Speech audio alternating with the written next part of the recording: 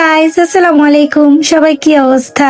আশা করি সবাই অনেক অনেক ভালো আছো এবং সুস্থ আছো। Welcome our channel life with ইমনের জান্নাত। ভিডিও দেখে আই গেস তোমরা গেস করে ফেলেছো যে ভিডিওতে কথা বলছে একজন আর ভয়েস ওভার দিচ্ছে আরেকজন, তাই না? হ্যাঁ, সত্যি এই ভিডিওটা করতে গিয়ে গাইস আমাদের সাথে কি হয়েছে জানো? আমি ভিডিও মাইক্রোফোন দিয়ে এটা রেকর্ড করছিলাম, তখন আমার ফোনের যে মাইক্রোফোনটা ওইটা অ্যাটাচ না হওয়ার কারণে আমাদের কোনো ভয়েসই আসে নাই এই ফুল ব্লগে। ভাই রে ভাই, ব্লগটা দেখার পর আমার লিটারেলি মাথাটা এত গরম হয়েছে যে এত কিছু শুট করলাম ভাই, কিছুই আমার ভয়েস আসে নাই। তারপর ভাবলাম যে ভিডিও যেহেতু আছে ভয়েস ওভার করে দিই।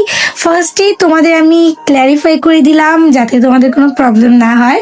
চলো আমরা ভিডিওতে চলে যাই।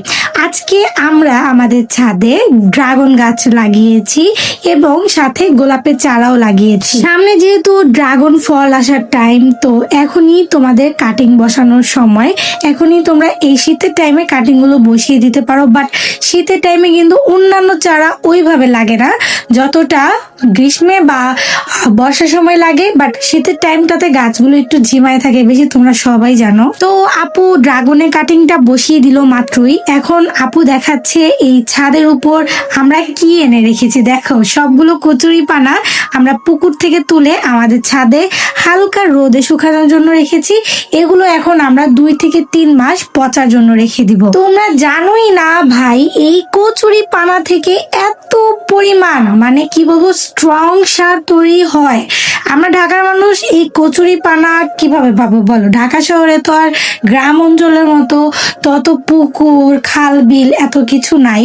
বাট আমাদের মানে কি বলবো, এটা হচ্ছে একটা গড ব্লেসিং যে আমাদের বাড়ির পাশেই একটা পুকুর ছিল, ওইখান থেকে আমরা এই কচুরি পানাগুলো তুলে এনে রেখেছি। তো আপু গোলাপের চারাটা লাগাবে, এর জন্য আপু একটা ছোট জিও ব্যাগ, মানে এটা 3 গ্যালনের জিও ব্যাগ, এটার মধ্যেই চারাটা লাগাবে। যেহেতু গোলাপের চারাটা খুবই ছোট, তাই এটার জন্য এই চারা গাছটার জন্য যা মাটি প্রয়োজন সেটা তৈরি করছে।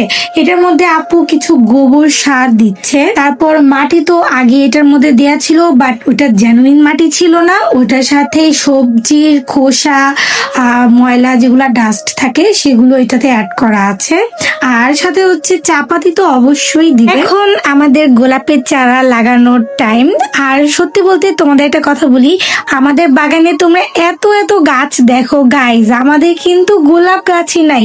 তোমরা জানো, একটা বাগানে যদি গোলাপ গাছ না থাকে সেই বাগানের কিন্তু কোনোই পরিপূর্ণতা নাই। সত্যি গাইস, আমাদের একটা গোলাপ গাছ ছিল, ওই গোলাপ গাছটা আমার হচ্ছে ভাইগনা, মানে আমার হাজবেন্ডের ভাইগনা হয়, মানে ওই হিসাবে আমারও। ও কি করেছে, গোলাপ গাছের কাটিং করতে গিয়ে ফুল গোলাপ গাছ ও মেরে ফেলেছে। মানে কি বলবো, আমাদের বাগানে একটাও গোলাপ গাছ নাই। তো এই শীতে আমরা যে কোনো জায়গায় এত চারা গাছ দেখে কিন্তু গোলাপের চারা দেখি নেই। কিন্তু একটা গোলাপের চারা, সরি 2টা গোলাপের চারা আমরা খুবই কষ্ট করে পেয়েছি, তাই আমরা ওইটা নিয়ে এসে 3 থেকে 4 দিন আগে এনে ওইটা আমাদের বাসার যে ওয়েদার সেটার সাথে এটা মিলিয়েছি। তারপর এখন এটা আমরা লাগিয়ে দিব আমাদের টবে। সব সময় মনে রাখবা, নার্সারি থেকে যখনই কোনো গাছ তোমরা নিয়ে আসবে সেটা অবশ্যই আলাদা একটা নিরিবিলি জায়গায় রাখতে হবে এবং ছায়াযুক্ত জায়গায়, কারণ ওইটা তোমার বাসার ওয়েদারের সাথে প্রথমে মিলতে হবে।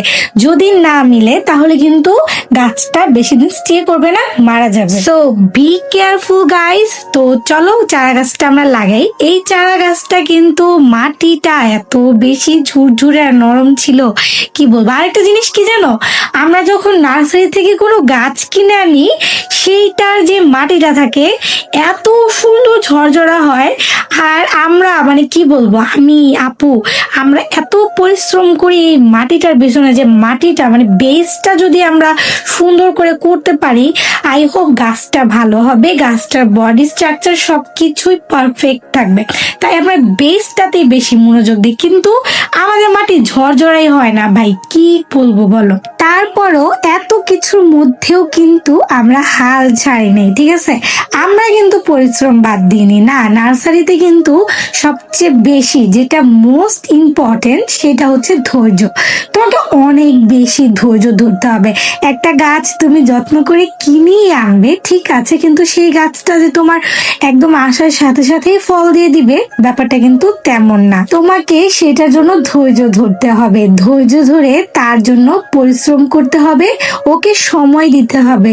দিন শেষে ও তোমাকে কখনোই নিরাশ করবে না। এটা আমরা অনেকেই জানি না। আমরা অনেকেই গাছ এনে পাগল হয়ে যাই, এই গাছটা বড় হলো না কেন, হ্যাঁ এই গাছটা এদিক দিয়ে হলো না কেন, এটা মরে যাচ্ছে কেন, এটা এই সমস্যা কেন, ওই সমস্যা কেন, ব্লা ব্লা কত কিছু। কিন্তু একটাবার কি ভাবো যে এই গাছটার পিছনে আমাদের সময় দিতে হবে ভাই। যে কোনো কিছু অ্যাচিভ করতে গেলে সেটাতে অনেক পরিশ্রম করতে হয়, ধৈর্য ধরতে হয়, সময় দিতে হয়, সব কিছু। এই দেখো তোমাদের সাথে গল্প করতে করতে এদিকে গোলাপ গাছের চারাও লাগানো হয়ে গিয়েছে। আই হোপ তোমাদের সবার অনেক অনেক ভালো লেগেছে। লাস্টলি আরেকটা কথা বলি, এই ফুল ভিডিওতে আমারই তোমার টোন শুনতে পেয়েছো, বাট লাস্টে যে এই ব্লগটা করলো তার ভয়েস আমি তোমাদের শোনাবো। সো পানি দিয়ে গাছটা লাগানোর সব কাজ শেষ করা হলো। তো বন্ধুরা, তোমরা তখন দেখলে আমাদের ড্রাগন গাছ আর গোলাপ গাছ রোপণ করা। তো এখন তোমাদের কেমন লাগলো আমাদের এই ভিডিওটি? যদি তোমাদের কাছে একটু ভালো লেগে থাকে তাহলে অবশ্যই আমাদের চ্যানেলটিকে সাবস্ক্রাইব করে দিও। আর যদি তোমাদের ভালো লাগে তাহলে একটা করে লাইক দিতে ভুলো না কিন্তু। আল্লাহ হাফেজ।